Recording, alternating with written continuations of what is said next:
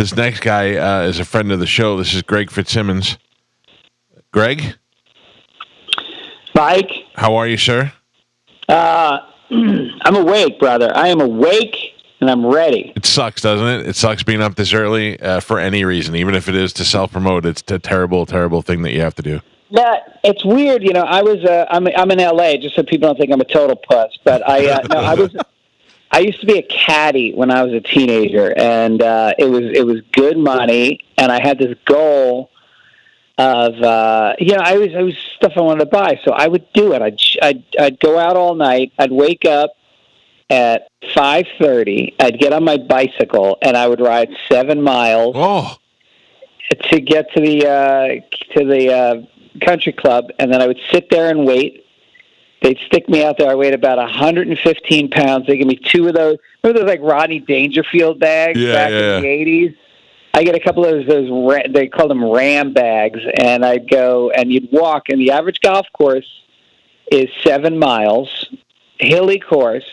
Then I'd get back on my bike, I'd ride back home again, and then I would go do coke and drink all night and do it all over again. So, like, I've never had a problem with morning.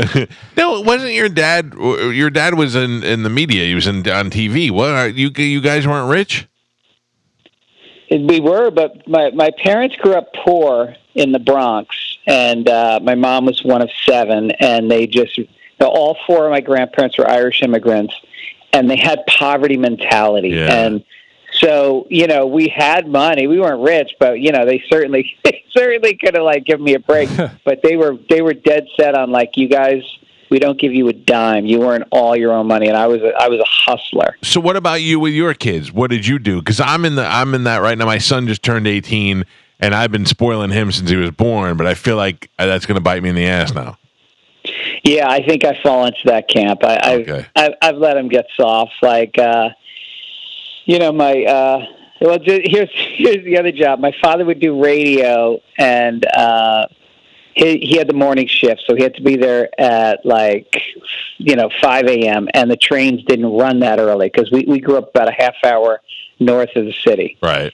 So he would have me chauffeur him. He had a Lincoln Town Car because he thought he was a gangster, and he bought me a chauffeur's hat, and I would drive him into the city, and he would sit in the back seat, and he would read the New York Post and get ready for the show.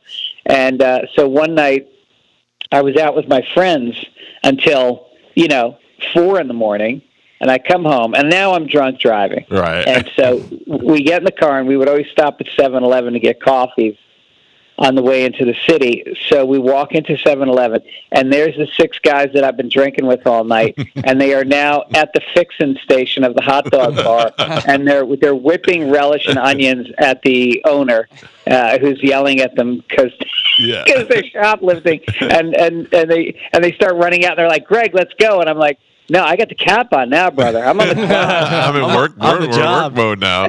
One of the interesting things, Greg, you were talking about the country club, and I heard you talk about this before. Do you know who Greg waited on at the country club? No, really cool connection, I thought. No. Kevin Meaney. Oh, really? Yeah. No, Kevin Meaney waited on me. Oh, waited on you. I'm sorry. You got it backwards. Yeah, Kevin Meaney waited on Greg Fitzsimmons. That's How great weird, is that? Yeah.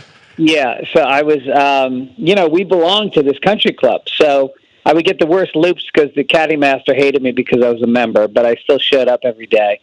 And but when I was a little kid, Kevin Meaney lived in the town the country club was in, Elmsford, and I'd be sitting at the pool. Kevin, give me a Coke and some peanuts. And he's wearing a blazer and a bow tie. It's 85 degrees out, and he's running back and forth and getting me stuff. And so, and then I got older, and my father I started doing stand-up in college. And my dad's like, "You remember that funny waiter at Knollwood?" And I go, "Yeah." He goes, "Well, my dad was always really tight with him because he was so funny." And he goes, "He's a big comedian now, and you should look him up." And it turns out my dad had said to Kevin, "Have you thought about doing stand-up comedy?" Because he would come to the tables, and he had these whole bits that he would do where he would be like, "Anybody ready for dessert?" And then he'd go, cheesecake boats are coming. And so my dad got him on stage his first time at Catch a Rising Star. That's so crazy. funny. You know, before I knew you, I think I told you this once before years ago, but before I knew you, I just had a child, my first child, and I was really conflicted with, trying to figure out how to be a good dad and all that stuff. And my dad, who I get along really well with now, wasn't really around when I was a kid, and I always worried if that was going to affect my fatherhood, and I didn't know what I was going to be like. And then I heard you talking to Howard one day, and you said Howard was also a fan of your dad, and he said, was he a good dad? And I remember you saying, he's exactly the dad you hoped he would be. And I went, that's what I want my kid to say someday. That. And then I remember I said that to you, and you were like, yeah, but he was also a drunk.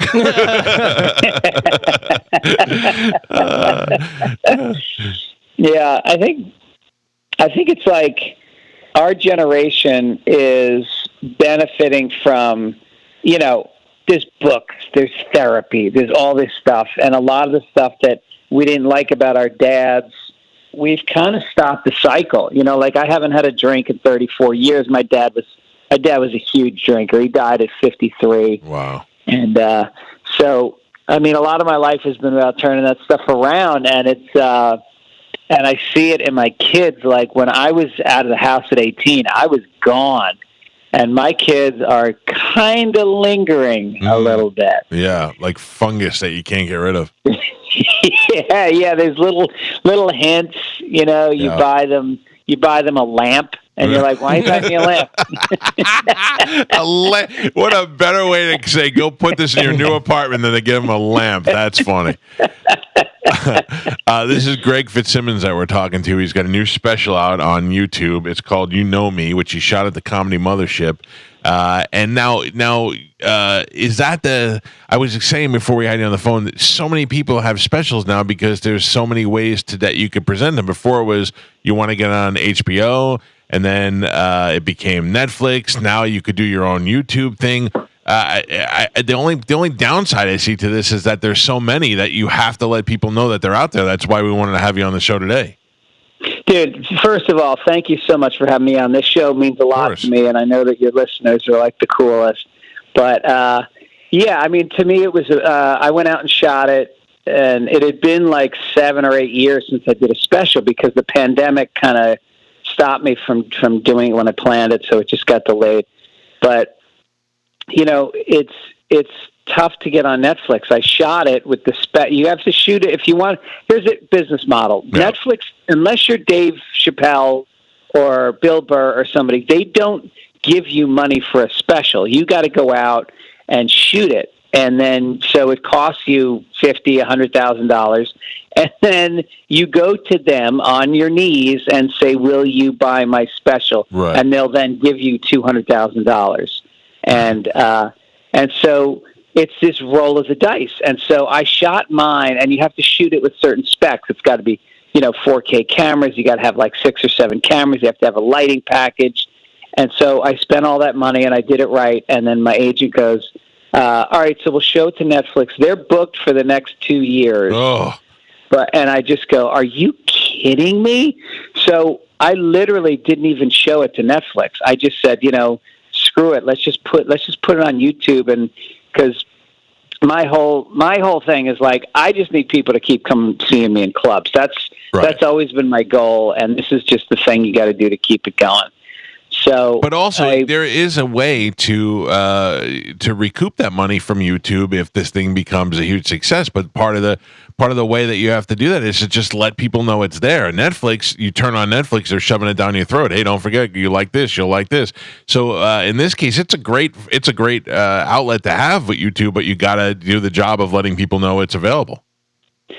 Yeah, you got to do all the podcasts, and then there is like a donation tab. People can throw you some money for watching it, and then you get very little YouTube revenue. Like I'll be lucky to get 10% of the money back. Right. But then you hope to get it in the clubs, and then you just go, and I just hit up every podcaster that I know, and I did a tour in New York. I did Jay Okerson and Jim Norton and Dave Cross and Ron Bennington, and then I'm doing They Might Be Drunk. Let's not leave out my number one best friend, Robert Kelly. No, didn't have me on. Ghosted me. Stop Ghosted it. me. Stop Yep. it. Ghosted me. I will fix that. Oh, I will fix boy. that for you in a second. Yeah. All right, it's no big deal. I mean, I only started with him, but he's only been on my podcast about 4 times. But whatever. Wow. And then no, I think he takes summers off. To his defense, I think he just shuts off his phone in the summer. He went up to. He's got a tiny house in New Hampshire, and he went up to the house. Yeah. So I am the worst with getting back to people, so I completely understand. I'll hit him up again in the fall. I'm going to go back and then I went to Austin and I did Kill Tony and Rogan and Segura and Shane Gillis, and now I'm doing Bert. You got all the big. Are you surprised how Kill Tony had been around for a while, and all of a sudden now it's just like the biggest thing in the world? Dude, it's crazy. Yeah. I mean, I did that show 20 times in LA when it was in the little room at the Comedy Store, the belly room that holds 50 people. We did it there for years. And, Tony, to his credit, not only funny, but he's P.T. Barnum. He knows how to find the circus freaks. Yep. And he treats them, it's all in fun the way he roasts them. But underneath it, he truly respects them, and he gives them an opportunity to become headliners. Yeah. And it's just basically he produced this thing to the point where it's like the hottest podcast in the country right now.